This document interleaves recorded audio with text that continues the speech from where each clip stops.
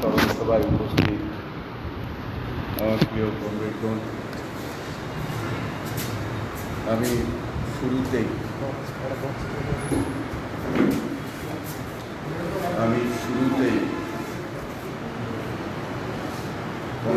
শ্যামল চক্রবর্তীর প্রতি শ্রদ্ধা জ্ঞাপন করছি। তার একমাত্র কন্যা বুয়া শশী চক্রবর্তী সহ পরিবারের যারা আছেন তাদের সকলের সমবেদনা জ্ঞাপন করছি। শ্যামলদার বয়স হয়েছিল ৭৭টি, কিন্তু এই সময়ে শ্যামলদাকে আমরা হারাবো তার কোনো মানসিক প্রস্তুতি ছিল না।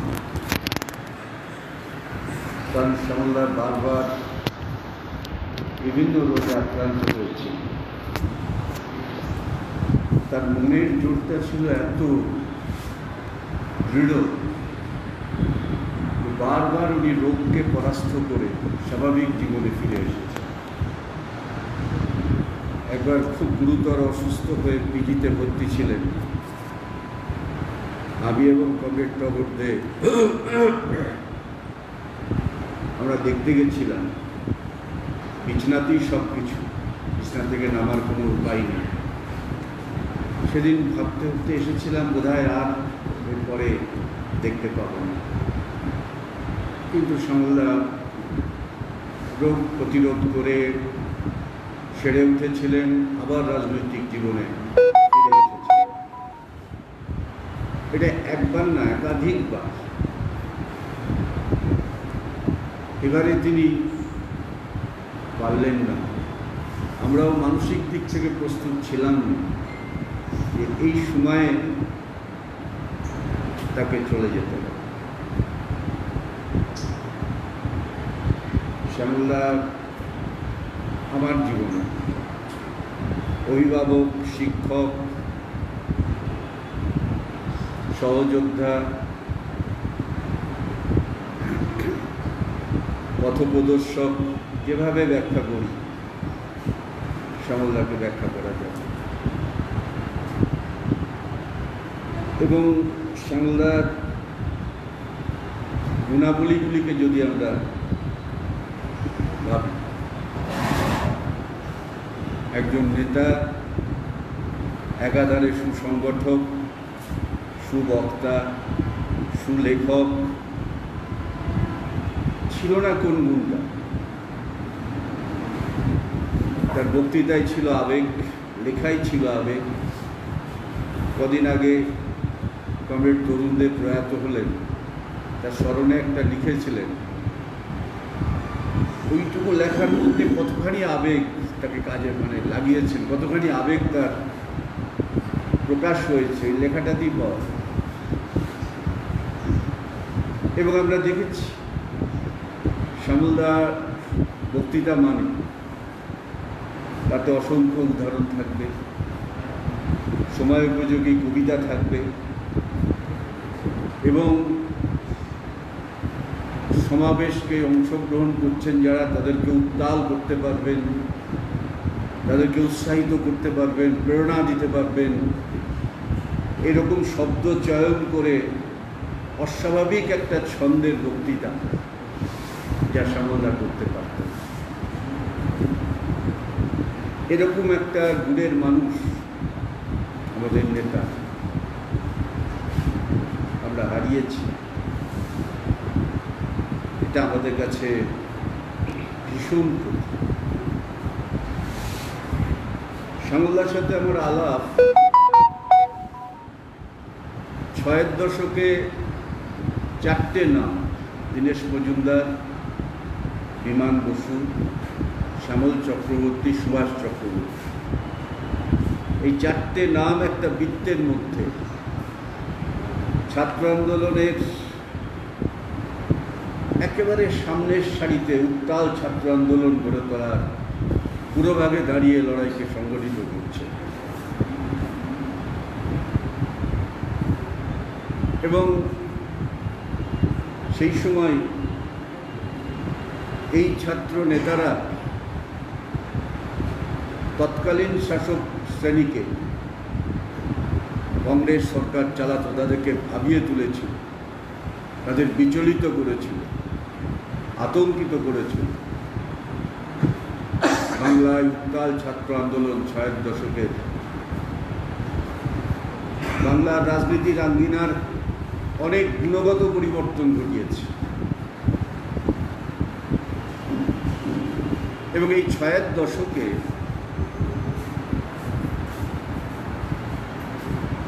একদিকে মতাদর্শগত সংগ্রাম,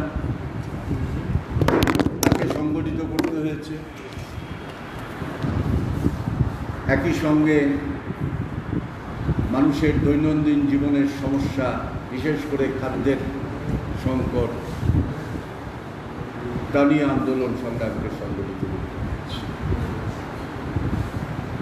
আমরা সবাই জানি যে ৬০ দশকে মতাদর্শগত সংগ্রাম, বিশেষ করে সংশোধনবাদের বিরুদ্ধে আমাদের লড়াই সংগঠিত করতে হয়েছে এবং সংশোধনবাদের বিরুদ্ধে যখন আমরা লড়াই করছি তখনও বিপিএসএফ ভাগ হয়নি। তখন সাধারণভাবে আমাদের কাছে এরকম একটা প্রশ্ন এসে উপস্থিত করা হয়েছিল যে তোমরা লেফট এসেট না রাইট এসেট? আমরা বলতাম লেফট এসেট। তারপরে পরবর্তীকালে বিপিএসএফ ভাগ। এই মতাদর্শগত সংগ্রাম, সংশোধনবাদের বিরুদ্ধে এই মতাদর্শগত সংগ্রামকে সংগঠিত করে পশ্চিমবাংলার সমাজকে সংগঠিত করা এবং ছাত্র আন্দোলনকে তীব্র করে গড়ে তোলার যারা কারিগর, তারা হচ্ছেন দীনেশ মজুমদার, বিমান বসু, শ্যামল চক্রবর্তী, সুভাষ চক্রবর্তী। অন্য নামগুলো হচ্ছে কমরেড অনিল বিশ্বাস, কমরেড নিরুপম সেন, কমরেড সুদর্শন রায়চৌধুরী, আরও অনেক কমরেড যারা, বাসব দাসগুপ্ত ছিল, রঞ্জিত দা ছিলেন, এরকম অনেকে ছিলেন যারা সামনের সারিতে থেকে ছাত্র আন্দোলন সংগঠিত করেছে। এই মতাদর্শগত সংগ্রামের সময় যখন চীন ভারত সীমান্ত সংঘর্ষ হল, তখন সংশোধনবাদের বিরুদ্ধে যারা লড়াই করছিলেন তাদেরকে চীনের দালাল বানানো হল। আবার ৬৫ সালে যখন ভারত পাকিস্তান সীমান্ত সংঘর্ষ হলো, তখন তাদেরকে পাকিস্তানের দালাল বলা হলো। তখন যদিও কমিউনিস্ট পার্টি ভাগ হয়ে গেছে ৬৪-তে, ৬৫-তে ভারত পাকিস্তানের সীমান্ত সংঘর্ষ, পাকিস্তানের দালাল বলা হলো। শুধু বলা হলো তাই না, গ্রেপ্তার করা হলো, গ্রেপ্তার করে নেওয়া হলো এবং গ্রেপ্তার যারা হয়েছিলেন তাদের মধ্যে শ্যামলদা, সুভাষদা ছিলেন, জ্যোতিবাবু যেমন ছিলেন, শ্যামলদা, সুভাষদা ছিলেন। আমাদের জেলার তৎকালীন সময় প্রথম সারির নেতা কমরেড সত্যচন্দ্র, মধুবাগ, হরনাথচন্দ্র, তারাও সেই সময় গ্রেপ্তার হয়েছিলেন। বিমানদা সেই সময় গ্রেপ্তার হননি, আত্মগোপন করেছিলেন। ৬৫ সালে বিমানদা আমাদের জেলায় এসেছিলেন, লালবাগে একটা মিটিং করার জন্য গেছিলেন, আমি সেই মিটিংয়ে ছিলাম। এই নেতারা কিভাবে স্মরণে রাখে, কমরেড সুদিনদা প্রয়াত হয়েছেন, সুদিনদার স্মরণে একটা পুস্তিকা বেরিয়েছে, সেইটা লিখতে গিয়ে বিমানদা সেই ৬৫ সালে লালবাগে মিটিং করেছিলেন, এই কথাটা লিখতে ভুললেন না, উল্লেখ করলেন। আমি বলছি যে তৎকালীন সময়ে এই ছাত্র নেতারা যারা প্রকৃত অর্থে সংগঠক, রাজ্যের বিভিন্ন প্রান্তের সংগঠক কর্মীদেরকে আঁকড়িয়ে ধরে থাকতেন, তাদের পরিবারের সঙ্গে সম্পর্ক, তাদেরকে খুবই ঘনিষ্ঠ করে রাখা, তাদের সম্পর্কে শুধু জানা না, সমস্ত রকম সহযোগিতা করা, এই মানসিকতা ৬০ দশকে সংগঠক নেতৃত্বে যারা ছিলেন তাদের এই গুণটা একটা বড় গুণ। ৬৬ খাদ্য আন্দোলন হয়ে গেল, জানেন আপনারা সবাই, আমি সেটা নিয়ে পুনরাবৃত্তি করছি। সেই খাদ্য আন্দোলনের পর পশ্চিমবাংলায় যুক্তফ্রন্ট সরকার, তার শেষের দিকে একদিকে কংগ্রেস সরকারটাকে ভেঙে দেওয়ার পরিকল্পনা করছে, আর একদিকে নকশাল আন্দোলন শুরু হয়েছে।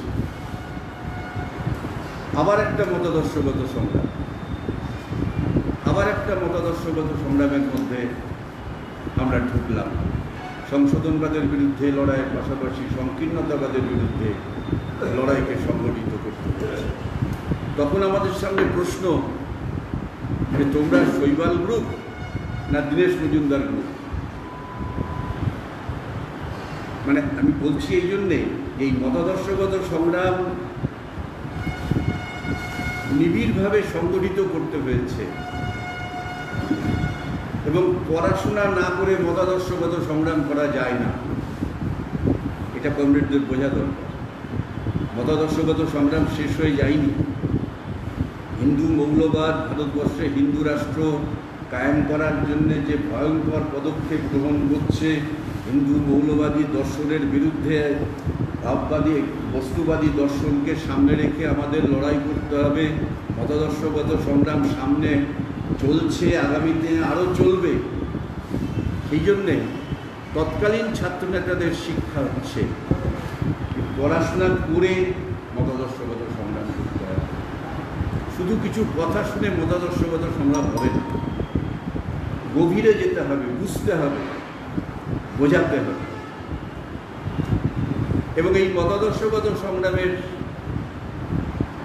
মধ্যে দিয়ে আবার আমাদের বিপিএসের আরেকবার খণ্ড হল। তারপরে ৬৭ যুক্তফ্রন্ট হওয়ার পর ভেঙে দিল। ভেঙে দেওয়ার পর যখন আমরা ছাত্ররা আইন অমান্য করলাম এবং জেলে গেলাম, তখন কার্যত আমাদের জেলার বিপিএসএফের গোটা কমিটিটাই নকশালদের পক্ষে চলে গেছে। অশোক দাশগুপ্তের নেতৃত্বে গোটা কমিটিটাই নকশালদের পক্ষে চলে গেছে। আমরা জেল থেকে বেরিয়ে এসে পুনর্গঠন শুরু করলাম। এই পুনর্গঠন শুরু করার পর ৬৭ ডিসেম্বর মাসের শেষের দিকে উত্তর ২৪ পরগনার শ্যামনগরে বিপিএসএফের একটা ওয়ার্কিং কমিটির সভা হয়েছিল। আমি তাতে আমন্ত্রিত হয়েছিলাম। সেই সভায় গিয়ে শ্যামলদাকে কার্যত দেখলাম, শ্যামলদাকে চিনলাম, জানলাম, সুভাষদাকে চিনলাম, জানলাম মানে দেখলাম, পরিচয় হলো। যেহেতু আমি মুর্শিদাবাদে, সবাই চলে গেছে, নতুন করে আবার সংগঠন করছি, এসেছি, ফলে কমরেডদের সাথে আলাপ সেইভাবে হচ্ছে বা সেইভাবে পরিচিত হওয়ার চেষ্টা করছি। ওনারাও আমাকে খানিকটা পরামর্শ দেওয়ার চেষ্টা করছেন। ৬৮ সালে মালদায় কাউন্সিল অধিবেশন হলো। কাউন্সিল অধিবেশনে আমি শ্যামলদার বক্তৃতা, সেই সময় মতাদর্শগত বক্তৃতা আমাদের ফ্লোরে কাউন্সিল অধিবেশনে মতাদর্শগত বক্তৃতা সংগঠিত হয়েছিল, এবং সেখানে শ্যামলদার জোরালো বক্তৃতা। কার্যত বিভ্রান্তির মধ্যে যারা ছিলেন তাদেরকে ওভারকাম করা, তাদেরকে পরিবর্তন করানোর জন্য যে বক্তৃতা, অসাধারণ বক্তৃতা আমরা মালদা কাউন্সিলে শুনেছি। তারপরে ৬৯ সালে শিলিগুড়িতে রাজ্য সম্মেলন। আমরা যে ক্যাম্পে ছিলাম, আমাদের দার্জিলিংয়ের পাহাড়ের কমরেডরা গোটা ক্যাম্পটাকে ঘিরে রাখতেন। সেখানে গিয়ে আরও নিবিড়ভাবে যোগাযোগ হয়, এবং ওই কনফারেন্সে আমি স্থায়ী রাজ্য ওয়ার্কিং কমিটির সদস্য হিসাবে নির্বাচিত। কমরেডস, এই যে সংগ্রামটা রাজ্যব্যাপী সংগঠিত হচ্ছে, এর শীর্ষে দাঁড়িয়ে আছেন যে চারজন, বা তার সঙ্গে অনিল দা, বুদ্ধদা, নীলকম দা, এরা যারা সেই সময় সামনের সারিতে দাঁড়িয়ে, কারণ অনিল দা ছিলেন ছাত্র সংগ্রাম পত্রিকার এডিটার, বুদ্ধদা প্রেসিডেন্সি কলেজের থেকে উঠে আসছেন, সুদর্শন রায়চৌধুরীও প্রেসিডেন্সি কলেজ থেকে উঠে আসছেন।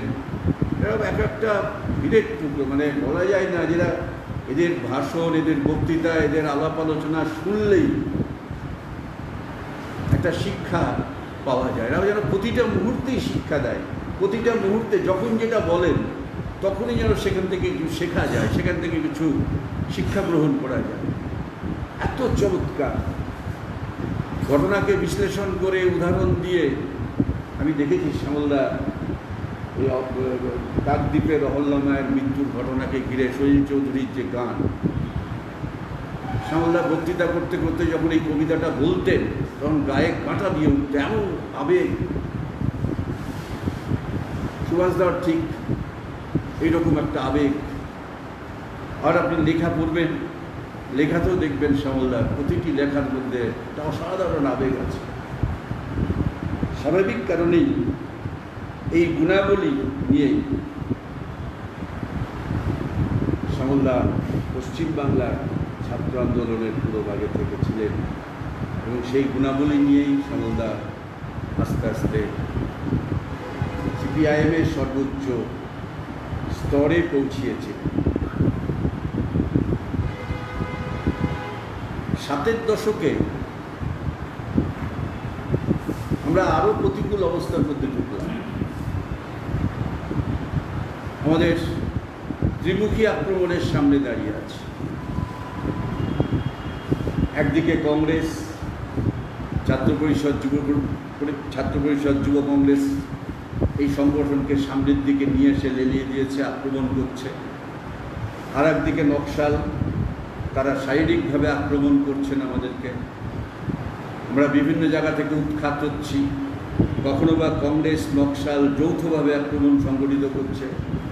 আর একদিকে হচ্ছে প্রশাসন, গভর্নমেন্টের বিরোধিতা, গভর্নমেন্টের বিরুদ্ধে লড়াই মানেই হচ্ছে মিশা, গভর্নমেন্টের বিরুদ্ধে লড়াই মানেই হচ্ছে মিশা, জেলখানায় ঢুকিয়ে দাও, মিশা দিয়ে দাও,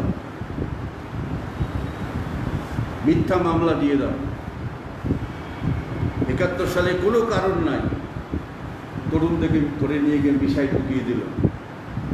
আর অ্যাটেম্পট টু মার্ডার কেসে আমাকে আসামি করে রেখে দিল। এরকম গোটা পশ্চিমবাংলার অসংখ্য কমরেড, আমাদের জেলাতে এসেছিলেন কয়েকশো কমরেড, যারা উত্তর চব্বিশ পরগনা, দক্ষিণ চব্বিশ পরগনা, কলকাতা, হাওড়া, হুগলির, যাদেরকে আমরা বিভিন্ন গ্রামে আশ্রয় দিয়েছিলাম। সেই প্রতিকূল অবস্থার মধ্যে আমাদের রাজ্যের মাটিতে ছাত্র সংগঠন, যুব সংগঠন, গণ আন্দোলন বিকাশ তার পুরোভাগে যারা সাহসের সঙ্গে ভূমিকা পালন করেছিলেন তাদের অন্যতম শ্যামল। তাদের দক্ষ সংগঠক হিসাবে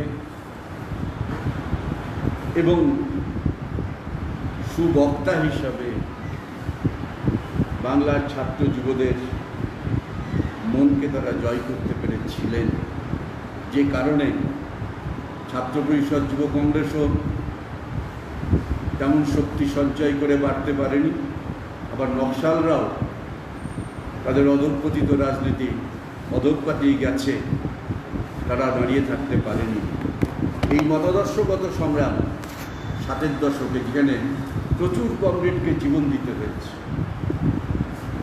হাজার হাজার কমরেডকে ঘরছাড়া হতে হয়েছে, গোটা রাজ্যের ছাত্র সংসদগুলিকে জোর করে দখল করে নেওয়া, ট্রেড ইউনিয়ন অফিসকে জোর করে দখল করে নেওয়া, পার্টি অফিস জোর করে দখল করে নেওয়া, এলাকা থেকে উচ্ছেদ করে দেওয়া, খুন করে দেওয়া, এ ধরনের ভয়ঙ্কর সন্ত্রাস, যাকে আমরা আধা ফ্যাসির সন্ত্রাস বলছিলাম, এই সন্ত্রাস মোকাবেলা করে যখন আমরা আন্দোলন সংগ্রামকে এগোচ্ছি, ঠিক সেই সময় 75-76 সাল জরুরি অবস্থা, আবার একটা নতুন আঘাত। জরুরি অবস্থা আমাদের অভিজ্ঞতার মধ্যে নেই। সিদ্ধান্ত করলেন সত্যদা, সেদিনকে জেলা কমিটির মিটিং ছিল পার্টি, সত্যদা সিদ্ধান্ত করে বলে দিলেন এখনই সব আত্মগোপনে চলে যাও, একটা ব্যাগ নিয়ে লুঙ্গি গামছা নিয়ে আত্মগোপনে চলে যাও। আমরা সঙ্গে সঙ্গে মিটিং থেকে উঠে দুটো নাকে মুখে গুঁজে বেরিয়ে পড়লাম। আমাদের জেলায় সন্ত্রাসের যা চেহারা ছিল, তার থেকে অনেক বেশি তীব্র সন্ত্রাস কলকাতা, 24 পরগনা, হাওড়া, হুগলি, এই এলাকাগুলিতে ছিল। এবং তার মধ্যে দাঁড়িয়ে এই নেতা অর্থাৎ কমরেড শ্যামল দা, সুভাষ দা, বিমান দা, দীনেশ দা, তারা ভূমিকা পালন করছে। এবং সেই সময় কলকাতা পার্টির অন্যতম নেতা হিসাবে শ্যামলদার খুবই গুরুত্বপূর্ণ নেতা হিসাবে ভূমিকা পালন করছে। আমি শুধু এগুলো বললাম এই জন্য কমপ্লেক্স আমাদের শেখার খুব প্রয়োজন, আমাদের এগুলি থেকে শিক্ষা নিতে হবে, কারণ শ্যামলদার জীবনটাই একটা শিক্ষা প্রতিষ্ঠান। গোটা জীবনটাকেই যদি আমরা দেখি, শিবরাদি মারা গেছেন তখন বুয়া খুব ছোট, একদিকে মেয়েকে বড় করছেন, আর একদিকে পার্টির হোল টাইমার, পার্টির সমস্ত কাজে যাচ্ছে। আমি যে অসুস্থতার কথা বললাম, আমি অবাক লাগতো শ্যামলদাকে দেখে। উনি নাকে একটা মেশিন না বসালে ঘুমাতে পারতেন না। ট্রেনে যাচ্ছেন, নাকের উপরে মেশিন বসিয়ে দিলেন, যেখানে যাচ্ছেন নাকের উপর মেশিন বসিয়ে দিলেন।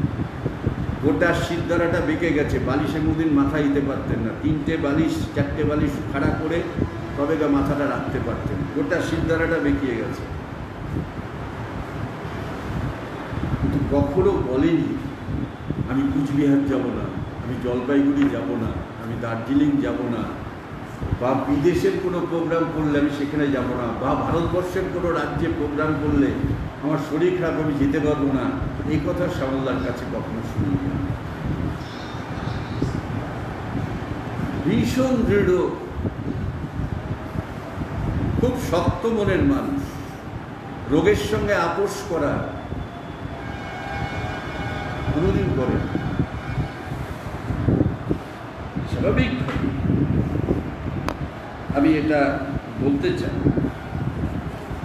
যে শ্যামলদার স্মরণ সভা করতে গিয়ে আমাদের বারে বারে কথা মনে রাখতে হবে, শ্যামলদার স্মরণ সভাটাই শুধুমাত্র একটা সভা নয়, স্মরণ সভার মধ্যে দিয়ে আমাদের শিক্ষাগুলি গ্রহণ করা এবং আমাদের জীবনে প্রয়োগ করা। কারণ আমাদের আরও অনেক কঠিন কঠোর সময়ের মধ্যে দিয়ে যেতে হবে গঙ্গের, অনেক কঠিন কঠোর পথ অতিক্রম করতে হবে। বিগত দিনের এই নেতাদের শিক্ষাকে কাজে লাগিয়ে আমাদের চলার পথকে প্রশস্ত করতে হবে। মনে রাখতে হবে শ্যামলদা খুব ব্রিলিয়ান্ট স্টুডেন্ট ছিলেন, লেখাপড়া শিখে ব্যক্তিগত জীবনে সুখ শান্তি স্বাচ্ছন্দ্য গড়ে তুলতে পারতেন। ওপার বাংলা থেকে এপার বাংলায় এসে কষ্ট করে জীবনযাপন করেছেন, কমিউনিস্ট পার্টির হোল টাইমার হয়েছেন, চাকরি করার দিকে যাননি, চাকরি করার কথা ভাবেনি। বিমানদা অত ধনী পরিবারের ছেলে, কলেজের লেখাপড়া শেষ করেই চলে এসেছিলেন পার্টি অফিসে, আর বাড়ি ফেরেনি। বুদ্ধদা প্রেসিডেন্সি কলেজের ছাত্র, মাস্টারিও পেয়েছিলেন অল্প সময়ের জন্য, কিন্তু ত্যাগ করে দিয়ে পার্টির হোল টাইমার হয়েছিলেন। সুভাষদাও ঠিক অনুরূপভাবে একটা গুণী মানুষ, তিনিও কোনোদিন চাকরি করতে যাননি। কথাটা বলছি এই কারণে, কংগ্রেস আজকে নতুন প্রজন্মের কংগ্রেসরা যদি এই শিক্ষাকে কাজে লাগিয়ে আগামী দিনে ভূমিকা পালন না করে, তাহলে আমরা যা করতে চাইছি, আমরা যে কথা চলতে চাইছি, যে লক্ষ্যে পৌঁছাতে চাইছি, যে অসমাপ্ত কাজ সমাপ্ত করার কথা বলছি, তা বাস্তবে হবে না। সেই কারণে কংগ্রেস এটা আমাদের মাথায় রাখা। আমি 8-এর দশকে ট্রেড ইউনিয়ন ফ্রন্টের 8-এর দশকের শেষের দিকে খুব সক্রিয়ভাবে ট্রেড ইউনিয়ন ফ্রন্টে যুক্ত হই। মনোরঞ্জন দা রাজ্য সম্পাদক, তখন আমি রাজ্য কমিটির সদস্য ছিলাম, চিত্তদা, কালিদা এবং তার পরবর্তীকালে শ্যামলদা, দীপকদা, এনাদের অপরিসীম গুণ, মনোরঞ্জন দা, চিত্তদা, এদের ট্রেড ইউনিয়ন আন্দোলনের বিশাল গুণের মানুষ। চেতনার দিক থেকে, রাজনৈতিক শিক্ষক হিসাবে, পণ্ডিত হিসাবে তারা প্রতিষ্ঠিত। পরবর্তীকালে ট্রেড ইউনিয়ন আন্দোলনের শ্যামলদাকে পেলাম। বিমানদা একটা লেখা বেরিয়েছে, বিমানদা বলেছেন যে শ্যামল চক্রবর্তীকে, শ্যামলকে মানে ওনার ভাষায় বলছি, শ্যামলকে যে দায়িত্ব দেওয়া হতো সেটাই খুব নিষ্ঠার সঙ্গে করতে। শ্যামলদার ট্রেড ইউনিয়ন আন্দোলনে এসেই ট্রেড ইউনিয়ন নিয়ে পড়াশোনা, ব্যাপক পড়াশোনা শুরু করে দিল। ট্রেড ইউনিয়ন নিয়ে ব্যাপক পড়াশোনা, এবং সেই পড়াশোনা ট্রেড ইউনিয়ন আন্দোলনের নতুন একটা গতি। অসংগঠিত শ্রমিকদের সংগঠিত করতে হবে, বিটিআর থাকাকালীনই আলোচনাটা এসেছে, কিন্তু অসংগঠিত শ্রমিকদের সংগঠিত করার প্রশ্নটা ততটা গুরুত্ব সেই সময় ট্রেড ইউনিয়ন আন্দোলনে ছিল না। শ্যামলদা এই অসংগঠিত শ্রমিক, নিজে কাজ করছেন বিদ্যুতে, কাজ করছেন পরিবহনে, আমিও পরিবহনে ছিলাম, বিদ্যুতে ছিলাম, কিন্তু অসংগঠিত শ্রমিকদের সংগঠিত করতে হবে এই প্রশ্নকে সামনে রেখে যখন আমরা আলাপ আলোচনা করছি, তখন নেতিবাচক কথা অনেক এসেছে। নেতিবাচক কথা এরকম, রিক্সা চালক আবার শ্রমিক নাকি, টাঙ্গা চালক আবার শ্রমিক নাকি, বিড়ি শ্রমিক আবার শ্রমিক নাকি, বা অসংগঠিত শ্রমিক আবার শ্রমিক নাকি, ইত্যাদি এরকম নেতিবাচক কথা অনেক এসেছে। তার মধ্যে দাঁড়িয়ে শ্যামলদা অসংগঠিত শ্রমিককে সংগঠিত করার গুরুত্ব কোথায়, প্রয়োজন কি, এবং কি তার অবস্থান। কৃষিতে পুঁজিবাদের বিকাশ ঘটেছে, মাঠে কাজ কমে যাচ্ছে, মাঠের উদ্বৃত্ত মানুষ তারা অসংগঠিত শ্রমিক হিসেবে জীবিকা উপার্জনের পথ খুলে নিয়েছে। আদমশুমারির রিপোর্ট সংগ্রহ করলেন, গোটাটা পড়াশোনা করলেন, আদমশুমারির রিপোর্ট থেকে তাকে ভাগ করে করে গোটা পশ্চিমবাংলার প্রতিটি জেলা, প্রতিটি ব্লকে কত কৃষক, কত ক্ষেতমজুর, কত অসংগঠিত শ্রমিক, কোন গ্রামে কত, এই সবটা বের করলেন। আমাদের জেলাকেও, আমাদের জেলার তথ্যটা দিয়েছিলেন, এটা বড়। এবং তারপরে উনি একটা পুস্তিকা লিখলেন, একটা না একাধিক পুস্তিকা লিখেছেন এটা নিয়ে, এবং পরবর্তীকালে তার এই লেখাটাই পার্টিতে দলিল হিসাবে স্বীকৃতি লাভ করল। আজকে ভারতবর্ষে ট্রেড ইউনিয়ন আন্দোলনে অসংগঠিত শ্রমিক, তাকে বাদ দিয়ে ট্রেড ইউনিয়ন আন্দোলনে এগানো সম্ভব। অসংগঠিত শ্রমিককে সংগঠিত করেই ট্রেড ইউনিয়ন আন্দোলনের বিকাশ ঘটাতে হবে, এবং সেই জায়গাটার উপরে ভীষণ জোর দিলেন। একই সঙ্গে আর একটা বিষয়ে জোর দিলেন, জানি উনি বই লিখলেন, শ্রমিক কৃষক মৈত্রীর প্রশ্নটা। শ্রমিক কৃষক মৈত্রী আমরা যখন রাজনীতিতে এসেছি তখন থেকেই শুনছি, শ্রমিক কৃষক মৈত্রী। আমার মনে পড়ে বাদুড়িয়াতে একবার চটকল শ্রমিক আর পাট শ্রমিক পাট চাষি এদের একটা যৌথ কনভেনশন হয়েছিল, আমি গেছিলাম, আমাদের জেলা থেকে বাস নিয়ে যাওয়া হয়েছিল। এরকম কিছু আনুষ্ঠানিক আলোচনা, কনভেনশন ইত্যাদি ইত্যাদির মধ্যেই সীমাবদ্ধ ছিলাম আমরা। এটাকে ত্বরান্বিত করার প্রশ্নে শ্যামলদা একটা লেখা বই আমরা পেলাম, সেখানে উনি বিশ্লেষণ করলেন। পরে আমরা আস্তে আস্তে দেখেছি গোটা বিষয়টা সামগ্রিকভাবে সিপিআইএমের খুবই গুরুত্বপূর্ণ একটি বিষয় হিসেবে উপস্থিত হয় এবং প্লেনামে সেই দলিলে গৃহীত হয়। এখন আমাদের কী করতে হবে? এক্ষেত্রে এই যে গ্রামাঞ্চলে অসংগঠিত শ্রমিক শুধু শহরে নেই, গ্রামাঞ্চলে প্রচুর অসংগঠিত শ্রমিক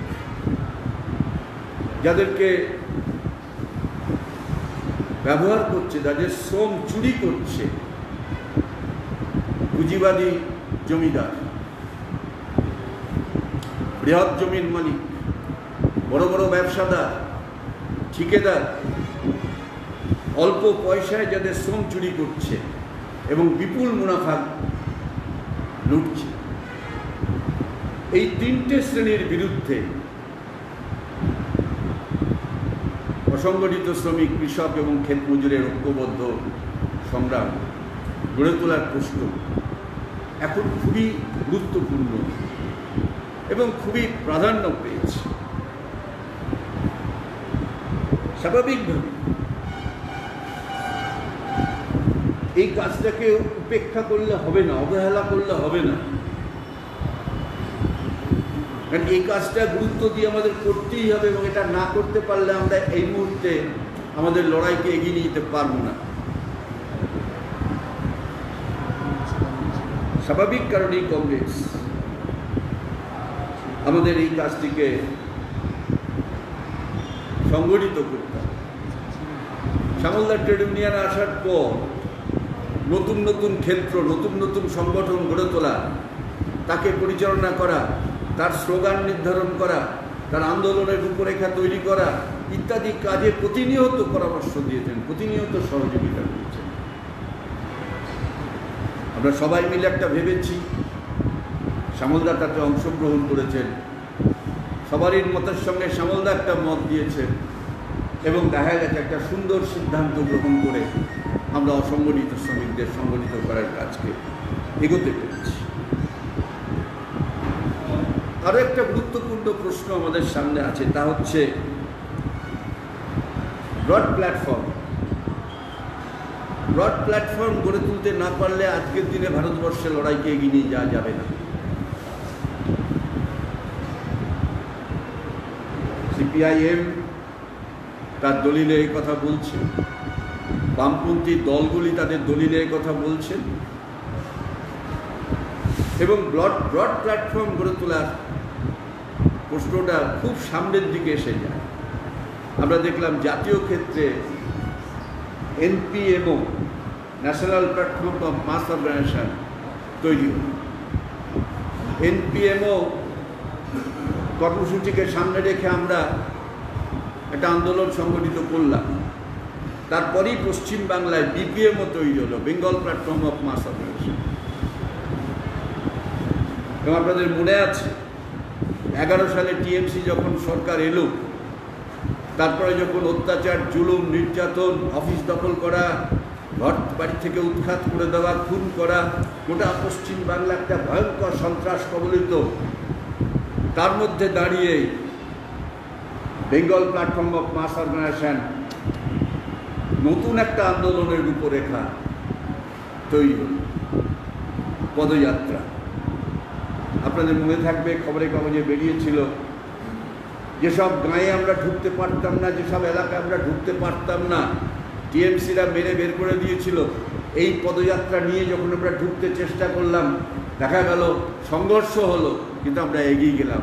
তারও সামনের সারিতে কমরেড শ্যামল চক্রবর্তী সহ অন্যান্য নেতৃবৃন্দ, কোথাও বিমান বোস, কোথাও শ্যামল চক্রবর্তী, কোথাও নিরুপম সেন, কোথাও আরও যারা নেতৃত্বে ছিলেন, তারা সামনের সারিতে থেকে পথপ্রদর্শকের ভূমিকা পালন করেছে, কমরেডদের সাহস জুগিয়েছে, প্রেরণা জুগিয়েছে এবং ওই সমস্ত এলাকাতে প্রবেশ করে গণ আন্দোলনকে বিকশিত করার পথকে প্রশস্ত করেছে। এবং তারপরে আপনারা দেখেছেন যে সারা ভারতবর্ষব্যাপী যখন নতুন করে লং মার্চ নাসিক থেকে বোম্বে বা ভারতবর্ষের আরও কিছু রাজ্যে লং মার্চের কর্মসূচি এলো, তখন আমাদের রাজ্যতেও ব্রড প্ল্যাটফর্ম করে তৈরি করে শ্যামলদা আবার একটা লং মার্চের ডাক দিলেন। সেখানেও তিনি ছিলেন আহ্বায়ক। লং মার্চের ডাক দিলেন সিঙ্গুর থেকে কলকাতা, গোটা রাজ্যের বিভিন্ন প্রান্ত থেকে এই লং মার্চ শুরু করা। আমাদের জেলার প্রতিটা ব্লক থেকে আমরা প্রায় তখন 9টা স্পট থেকে লং মার্চ শুরু করেছিলাম। 9টা স্পট থেকে লং মার্চ শুরু করেছিলাম। এই যে ভাবনা চিন্তা, শ্যামলদাকে শরীরের কথা জিজ্ঞেস করলে এক কথায় উত্তর দিতে, হ্যাঁ ঠিক আছে, পরিকল্পনা করার, সংগঠন আন্দোলনের পরিকল্পনার আলোচনায় ঢুকে গেলে তখন দেখা যেত তিনি নতুন নতুন কথা, নতুন নতুন ভাবনা, নতুন নতুন চিন্তা আমাদের কাছে প্রকাশ করতেন। দেখো আমি এটা এইভাবে ভেবেছি, এভাবে করলে খুব এগানো যায়, এভাবে ভেবেছি। আমরা তখন আলোচনা করেছি, সিদ্ধান্ত নিয়েছি এবং আমরা পথ চলতে পেরেছি। স্বাভাবিকভাবেই কমরেডস আমাদের সকলের মধ্যে একটা সৃষ্টি, নতুন কিছু সৃষ্টির ভাবনা, এই নেতাদের কাছ থেকে শিক্ষা নিয়ে সৃষ্টির মূলক ভাবনা আমাদের মধ্যেও থাকা দরকার, আমাদের মধ্যেও গড়ে তোলা দরকার। কী করে এই বদ্ধ অবস্থাকে কাটিয়ে আমরা বেড়াবো, কী করে এই প্রতিকূল অবস্থাকে কাটিয়ে আমরা বেরোবো, কী করে আমাদের লড়াইকে এগিয়ে নিয়ে যাব, কী করে আমরা শত্রুপক্ষকে পরাস্ত করে আমরা এগিয়ে যেতে পারব, এই ভাবনা আমাদের সবাইকে ভাবতে হবে। সেই শিক্ষায় কমরেড শ্যামলদা তার রাজনৈতিক জীবনে বারে বারে, সেই ছাত্র আন্দোলনের সময়ও সেই চিন্তার বহিঃপ্রকাশ ঘটেছে, ট্রেড ইউনিয়ন আন্দোলনেও সেই চিন্তার বহিঃপ্রকাশ ঘটেছে। ফলে আমি কমরেডদের কাছে বলবো যে এই শিক্ষাকে আমাদের কাজে লাগাতে হবে। কমরেড শ্যামলদা আবার সেই বিমানদার কথায়, যে দায়িত্ব শ্যামলকে দেওয়া হতো তিনি তার গভীরে চলে যেতেন। শ্যামলদাকে পরিবহন দপ্তরের মন্ত্রী করা হলো, দায়িত্ব দেওয়া হলো। অদ্ভুতভাবে আমরা লক্ষ্য করলাম যে শ্যামলদা পরিবহন দপ্তরের সমস্ত পুরাতন কাগজপত্র বের করে তার পড়াশোনা শুরু করে দিলেন এবং আমাদের রাজ্যের পরিবহন ব্যবস্থাকে উন্নত করার জন্য তিনি নানান পরিকল্পনা, যখন আমরা বসতাম আলোচনায়, ওনার পরিকল্পনাগুলো বেরোতো যে নতুন গাড়ি আনতে হবে, নতুন গাড়ি রাস্তায় নামাতে হবে, নতুন নতুন ডিপো করতে হবে। আমাকে বললো, তুষার তুমি বহরমপুরে একটা জমি রাখো, এই যে নর্থ বেঙ্গলের ট্রান্সপোর্টটা যেটা আমরা করেছি ডিপোটা, তখন আমাদের ছোট্ট একটা ডিপো ছিল। এটা আমরা যখন করলাম শ্যামলদার পরামর্শে, শ্যামলদার সিদ্ধান্তের ভিত্তিতেই বা বোর্ডের সিদ্ধান্তের ভিত্তিতে এটা হলো। ওই জমিটা ছিল পুলিশের হাতে। আমি শ্যামলদা বললাম, শ্যামলদা পুলিশ তো দিতে চাইছে না, একটু দেখুন। আবার উপরে বলা বলি করে জমিটা পাওয়া গেল। আমরা নাম দিলাম মোহনলাল মীর মদন। মুর্শিদাবাদ শুধু মির্জাপুরের ইতিহাসই বহন করে না, মুর্শিদাবাদ সিরাজদৌল্লার ইতিহাসও বহন করে, মোহনলাল মীর মদনের ইতিহাসও বহন করে। তাই আমরা ওটার নাম করলাম মোহনলাল মীর মদন। শ্যামলদা বলল, খুব ভালো নাম হয়েছে তুষার, খুব ভালো নামকরণ হয়েছে। আমাদের রাজ্যের north Bengal state transport, south Bengal state transport, Calcutta state ট্রান্সপোর্টের যা সম্প্রসারণ হয়েছিল শ্যামলদার আমলে, যেভাবে সম্প্রসারিত হয়েছিল, আমরা আমাদের জেলে আমরা দেখেছি প্রত্যন্ত গাঁয়ে নর্থ বেঙ্গল স্টেট ট্রান্সপোর্টের গাড়ি আমরা পাঠিয়েছি। এদিকে লোচনপুর, ওদিকে করিমপুর, এদিকে পানিহাট, মরোয়ার শেষ প্রান্ত, কোন জায়গায় যায়নি নর্থ বেঙ্গলের গাড়ি। এখান থেকে 53টা 54টা গাড়ি অপারেট করত, প্রায় 60টা না 65টা গাড়ি ছিল আমাদের ডিপোতে, সবই শ্যামলদার পিরিয়ড। আমরা বলছি যে একটা কমরেড, একটা নেতা দায়িত্ব পাওয়ার পর তার গভীরে গিয়ে বুঝে নিয়ে কাজ করা। আবার যখন সাংসদ হলেন, রাজ্যসভার সদস্য হলেন, আমি শ্যামলদাকে দেখেছি কলকাতায়, যখন দেখার সুযোগ কম, কিন্তু যখন এক জায়গায় থাকতাম তখন দেখতাম পার্লামেন্টের বইগুলো উল্টে উল্টে পড়তেন এবং তার থেকে নোট করতেন এবং পার্লামেন্টে কী উনি বক্তৃতা করবেন তার তৈরি করতেন। এই যে পড়াশোনা করা এবং নিজেকে প্রস্তুত করে উপস্থিত করা, এটা একটা বিশাল গুণের অধিকার। স্বাভাবিক কারণেই কংগ্রেস আমাদের শ্যামলদার স্মরণ সভায় উপস্থিত হয়ে সেই শপথ নিতে হবে, যাতে করে আমরা তাকে অনুসরণ করে তার জীবনের শিক্ষাগুলিকে আমাদের জীবনে কাজে লাগাতে পারি। কারণ আমরা খুব জটিল অবস্থার মধ্যে আছি। শুনলেন কমরেড নিজাম বলেছে, অন্য কমরেডরা বলেছে, 14 কোটি মানুষ কাজ হারিয়েছে, আকাশ ছোঁয়া জিনিসের দাম, খাদ্যের সংকট আছে, আপাতত চোখে পড়ছে না, কিন্তু পরে ভয়ঙ্করভাবে সংকট সামনের সাথে এসে যাবে। গোটা ভারতবর্ষে অর্থনৈতিক সংকট তীব্র। ভারতবর্ষের কেন্দ্রীয় সরকার একটার পর একটা প্রতিষ্ঠান, রাষ্ট্রায়ত্ত শিল্পকে বেসরকারীকরণ করছে। রেল, কয়লা, শুধু একটা দুটো নাম বলে কি বলবো, আমাদের দেশের নবরত্ন যে শিল্পগুলি প্রতিষ্ঠিত লাভজনক, তার শেয়ার বিক্রি করে দিচ্ছে, 100% শেয়ার বিক্রি করে দিচ্ছে।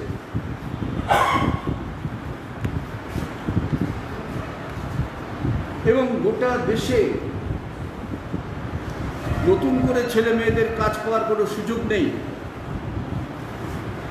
পরিযায়ী শ্রমিকরা কাজ হারিয়েছেন, তারা কি খাবেন, কি করবেন, কোথায় যাবেন, কোনো পরিকল্পনা নেই, কোনো ব্যবস্থা নেই।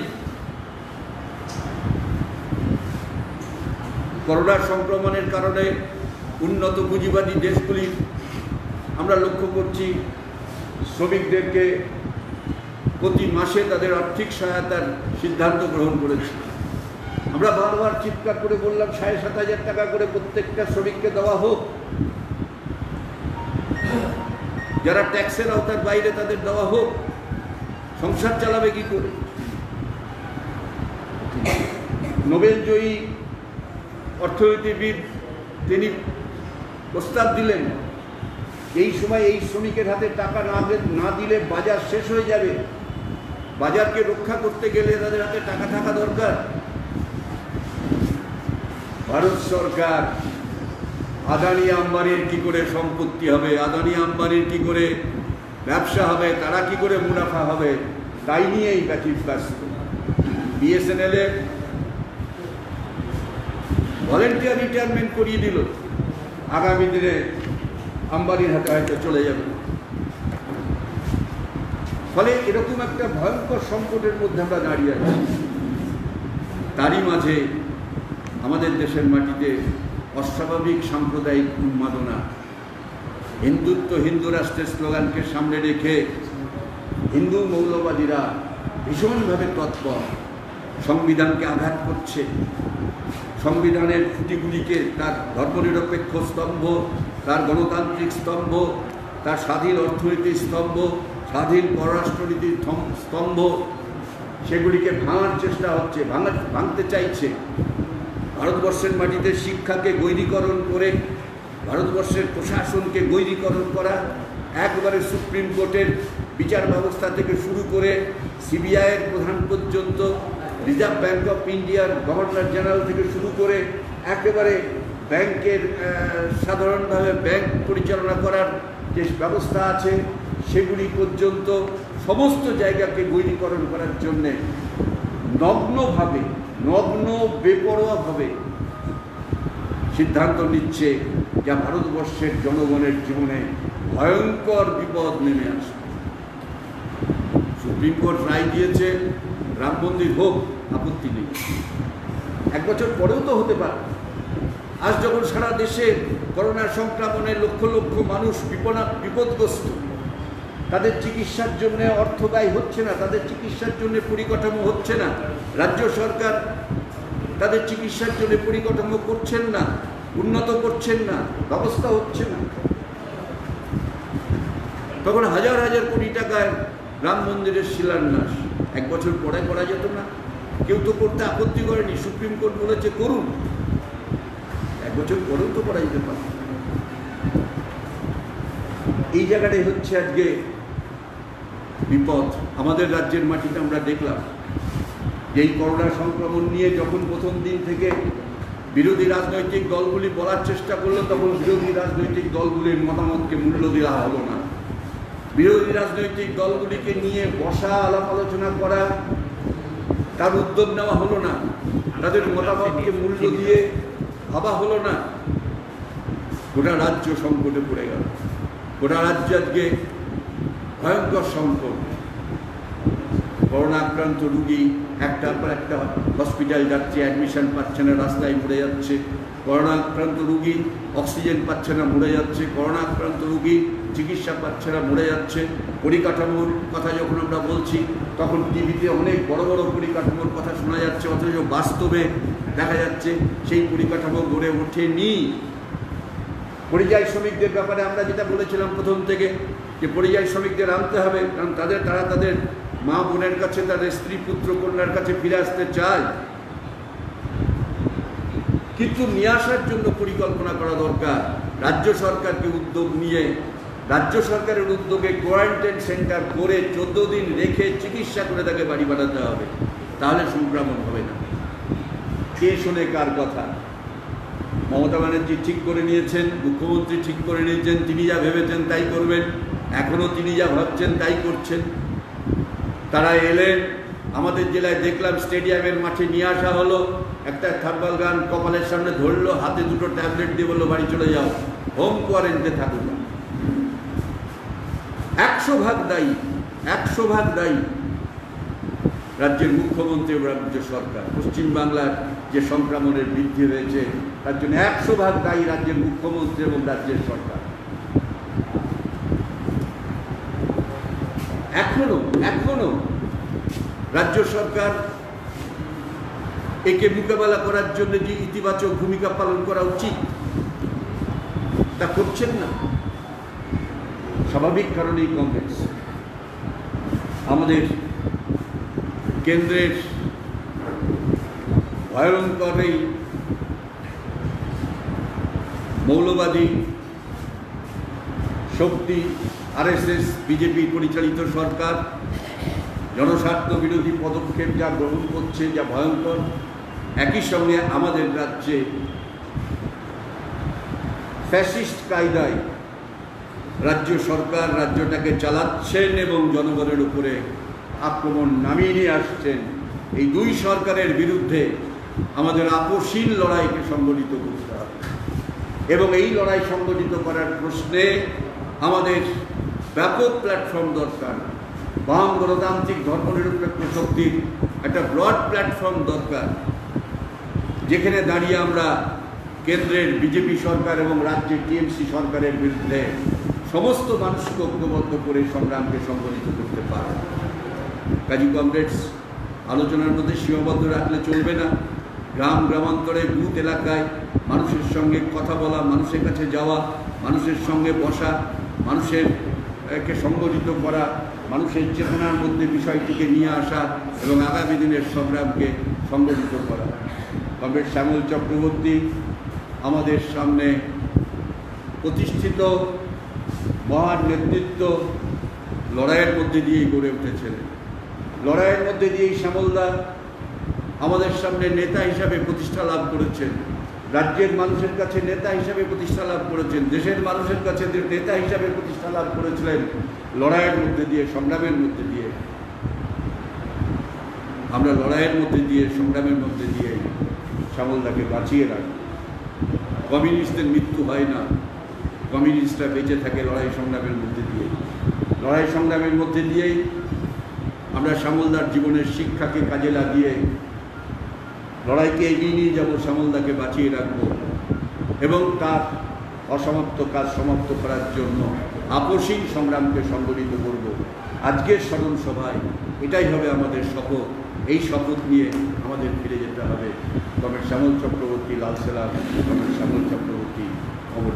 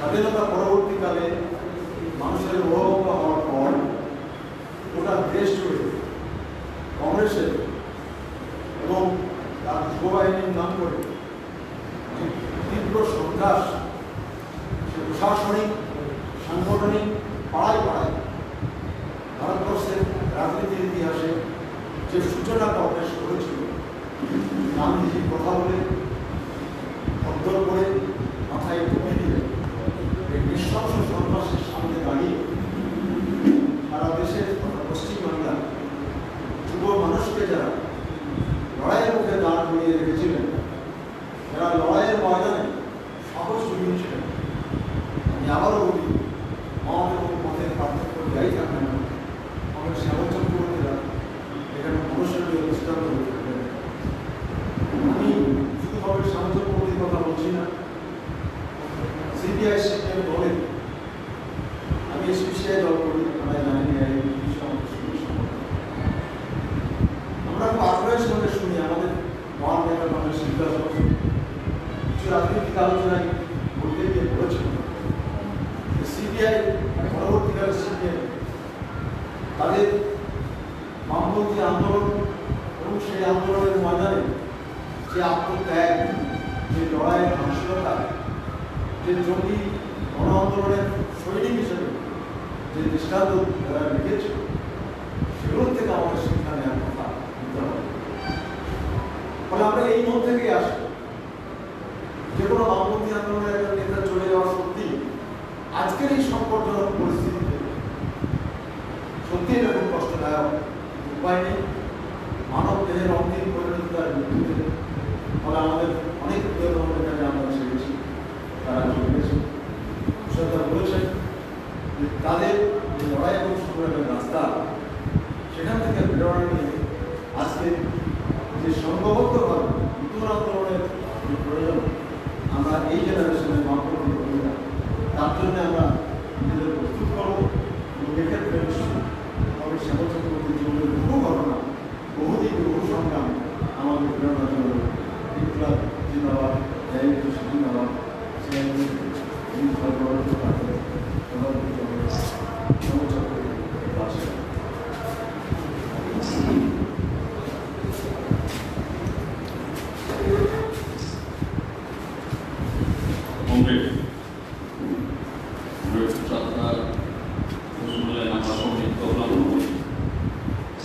শ্যামলদার সঙ্গে ব্যক্তিগতভাবে কাজ করার অভিজ্ঞতা আমার নাই, খুবই কম। 2002-3 সালে যখন শ্যামলদা এখানকার আমাদের জেলার পার্টি সাইডে ছিলেন, সেই টাইমে একটা লোকসভা নির্বাচন, জমিপুর লোকসভা কেন্দ্রের নির্বাচন কমিটির মিটিং করতে গিয়েছিলেন। আমি যে অফিস থেকে রাজনীতি শুরু করি মনোরাম পার্টির পিছিয়ে, সেখানে আমি মিটিং করতে গিয়েছিলাম। তারপরে কমরেড বিরাম ভট্টাচার্য আমার সঙ্গে আপনার পরিচয় করিয়ে দিলেন। আমাকে ডেকে নিয়ে গিয়ে ওপরে গিয়ে বললেন, তুমি কোন ঘরে পাবো? আমি দেখানো নেই কথাই বলো, তোমাকে একটা কথা বলি, নিচে একটা গোলাপ সাবুন গেট লাগে, চিরদিন তো এরকম যাবে না যে কোনোদিন শত্রুর আক্রমণ হতে পারে, এটা নিরাপদ নয়, তুমি এটা একটু মাথায় রাখো।